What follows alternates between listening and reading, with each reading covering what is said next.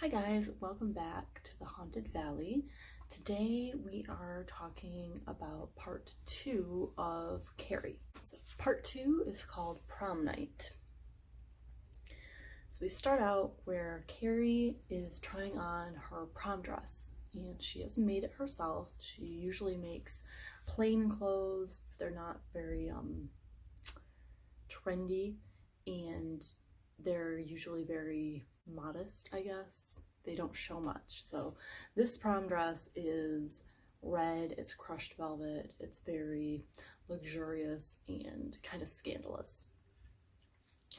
So Mama, of course, is displeased and she is standing there watching Carrie try the dress on. Carrie doesn't even have a mirror, probably because that's vanity. So she's looking at herself in the reflection of her window and Mama says, "I can see your dirty pillows. Everyone will." And dirty pillows, by the way, is all one word. So it's, when I was younger, I thought, because I saw the movie first, but when I was younger, I thought it was dirty pillows, but actually it is just one word. So Mama begs Carrie to take it off and that, you know, if they take it off and burn it and pray, Carrie will be forgiven for sinning. Carrie, of course, refuses, and Margaret starts hurting herself. She starts scratching herself and hitting herself to draw blood, and she's really off the deep end. And Mama says, "As Jezebel fell from the tower, let it be with you." And the dogs came and licked up the blood. That's on page 121. So Carrie is sick of it. She doesn't want to put up with it anymore, and she actually pushes her mom out of the room using her mind. So Carrie is ready for the prom. She's still nervous. She, I think, still believes in the back of her mind that it could go wrong. It could be a joke.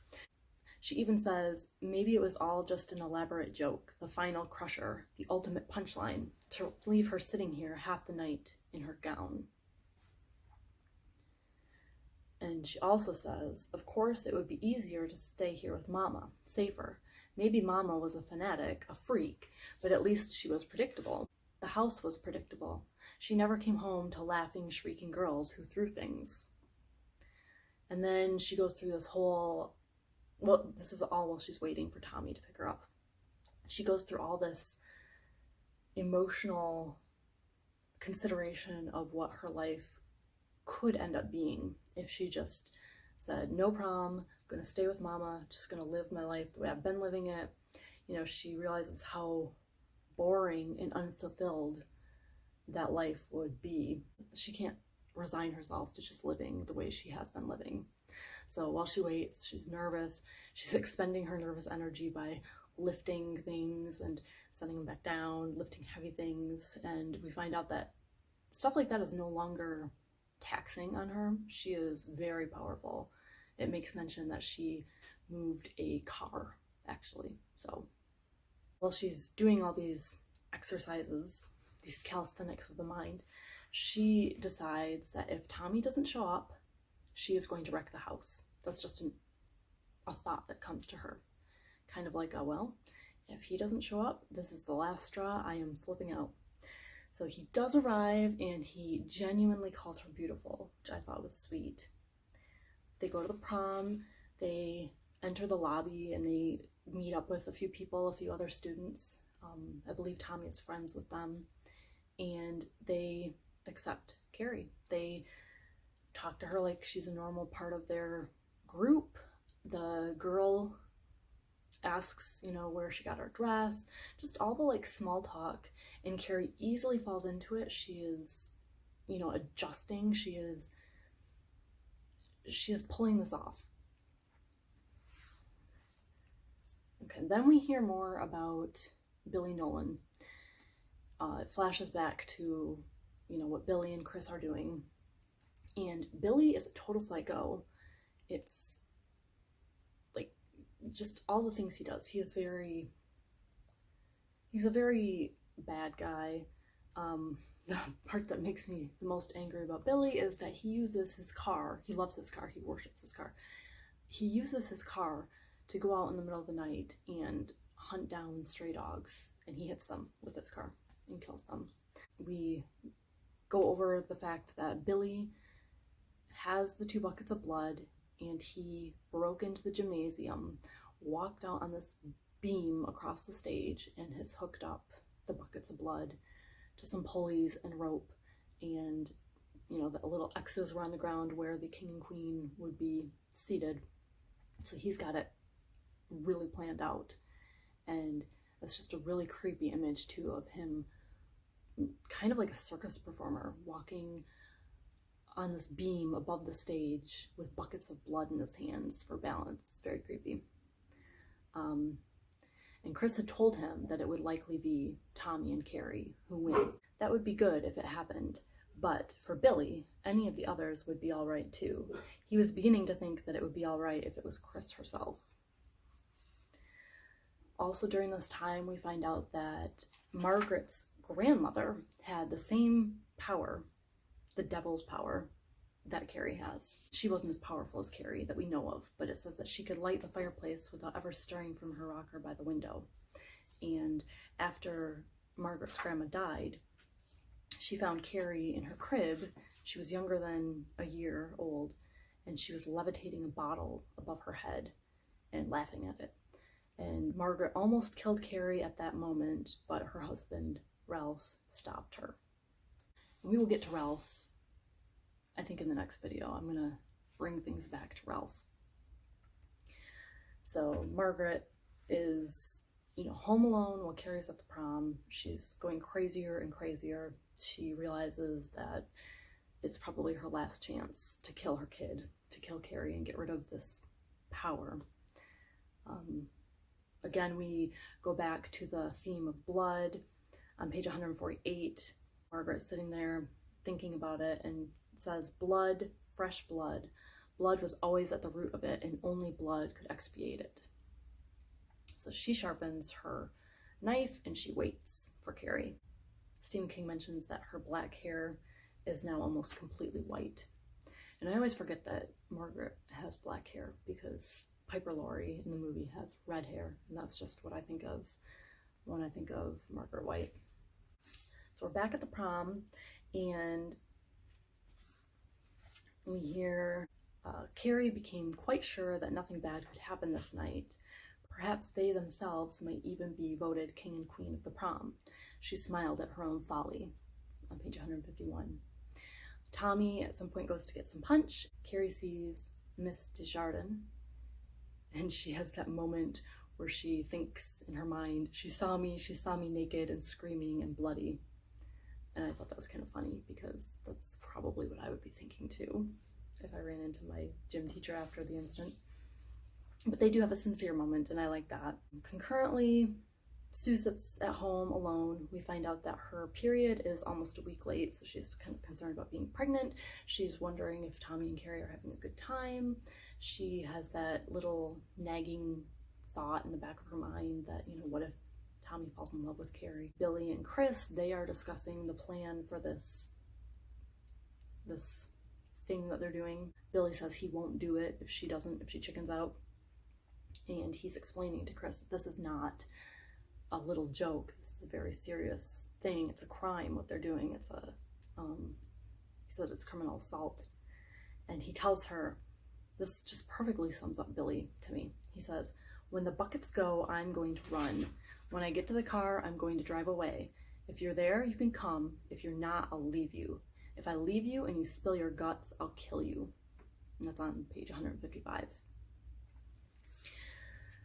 So Carrie and Tommy are actually enjoying themselves at the prom. Carrie cuts herself while they're voting for the king and queen, and it says the sight of blood was distasteful to her, which I thought was sad because of what's coming. And there is a tie. Now this is something that doesn't happen in the movie. In the movie, the ballot has been rigged and the king and queen just go immediately to Tommy and Carrie.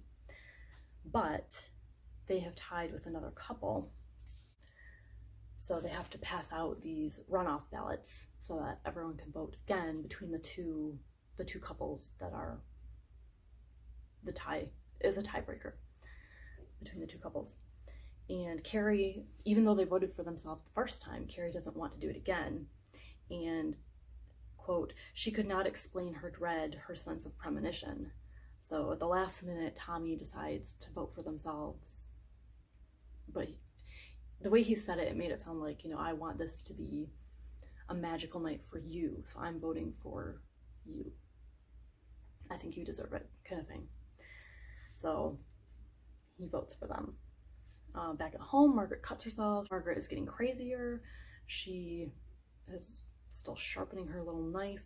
She cuts herself and starts bleeding and thinks the blade had tasted flesh and not blood. She's all excited about this because she's ready to sacrifice Carrie. Cut back to Sue. She's still worried and feeling fear. The ballots are counted up finally, and Tommy and Carrie win by 1 vote. So if only they hadn't voted for themselves, everything would have been different. And it's interesting because Chris says it won't even be close, that, you know, she called in some favors and Tommy and Carrie will win. She made it sound like they would win by a landslide, but in this revote, they only won by 1. Tommy kind of realizes that he does in fact love Carrie, and Carrie is kind of worried that laughter is coming, so she has primed herself thinking that everyone's gonna laugh at her.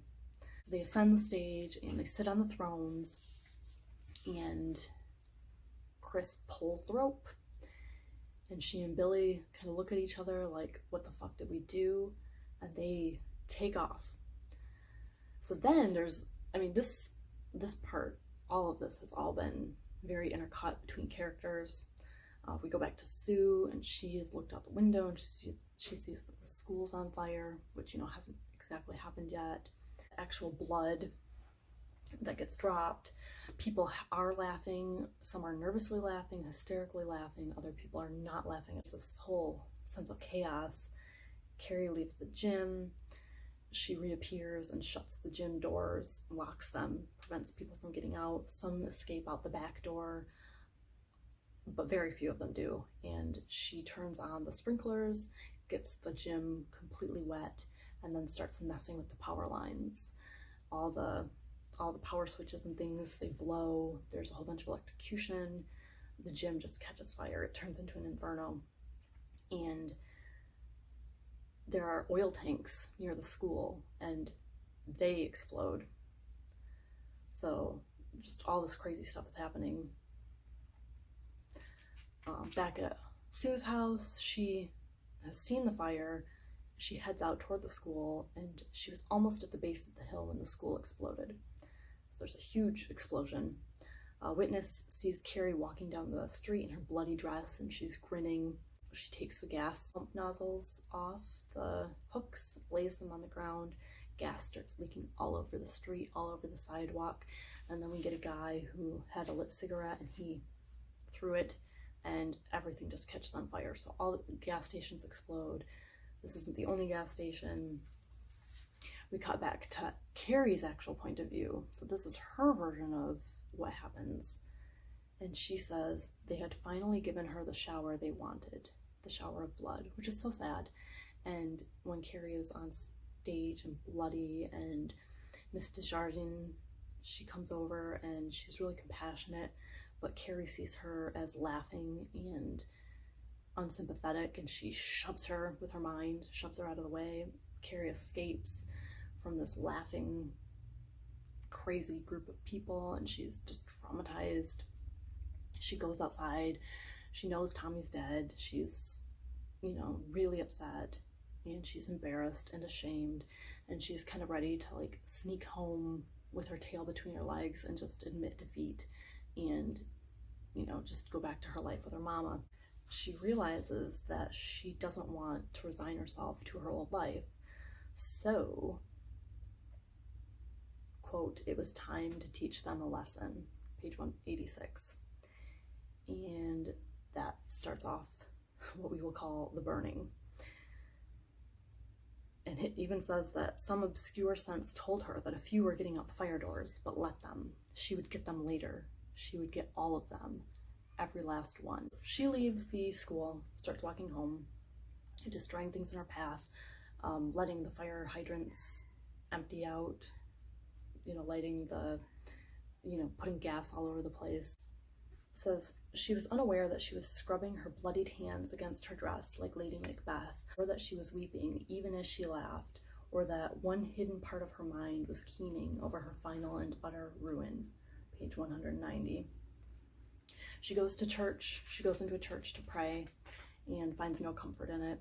She leaves and she paused on the lower step, looking at the flocks of people streaming toward the center of town. Animals. Let them burn then. Let the streets be filled with the smell of their sacrifice. That's page 200. Carrie comes home.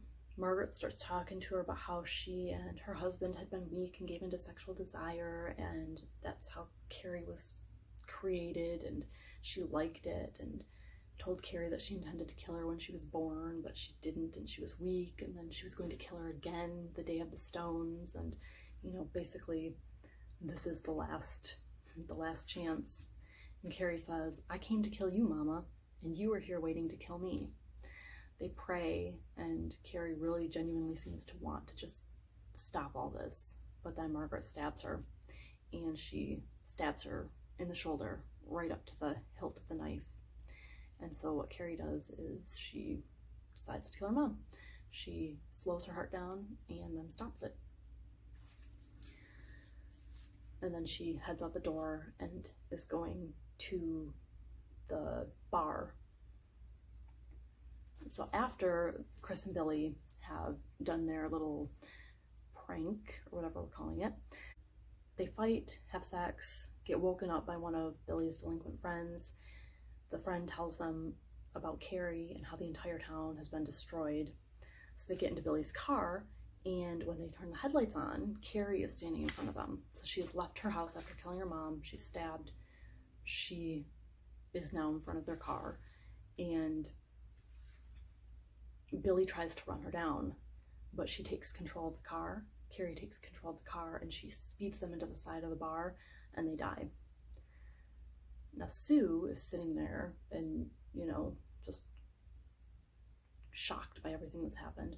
And she knows somehow that Carrie's mom is dead and that Carrie's hurt. She goes to Carrie's house and follows Carrie's blood trail. She finds Carrie in the bar parking lot, and they speak to each other telepathically. Carrie is kind of convinced that Sue is part of the trickery, and she shows Sue this huge slideshow of lifelong dirty tricks that have been played on her. And Sue says no. She tells Carrie to look inside of her. So the sensation was terrifying. Her mind and nervous system had become a library. Someone in desperate need ran through her, fingers trailing lightly over shelves of books, lifting some out, scanning them, putting them back, letting some fall, leaving the pages to flutter wildly. That's on page 231. So very invasive, and lots of things were uncovered, lots of things that Sue didn't even really know herself, and whatnot. Quote, "But no ill will for Carrie personally, no plan to get her in front of everyone and undo her." The feverish feeling of being raped in her most secret corridors began to fade. She felt Carrie pulling back, weak and exhausted. So Carrie's almost dead. Quote, "Sue tried to pull away, to disengage her mind, to allow Carrie at least the privacy of her dying, and was unable to. She felt that she was dying herself, and did not want to see the preview of her own eventual end." Page 232. So there's a huge mental scream, and then just, I guess, a static type sensation. Quote, "Sue was tuned in only on the blank idiot frequency of the physical nerve endings that would take hours to die." Page 232. So Carrie's dead. Sue runs away. She's really freaked out and upset, and she stops in a field. Quote, "Her rapid breathing slowed, caught suddenly as if on a thorn, and suddenly vented itself in one howling, cheated scream, as she felt the slow course of dark menstrual blood down her thighs." That's page 233. So we know that she is indeed not pregnant, which I always took it to mean that because she was so upset. I feel like she wanted to be pregnant because Tommy's dead. She knows Tommy's dead. That was like the last possible part of him that would still be with her. So I don't know. I'm not clear on that. But that is the end of part 2. And I really do think the book could have ended there, but we do get a little bit of part 3. So I will do part 3 in like a little wrap up in the next video. Have a spooky day.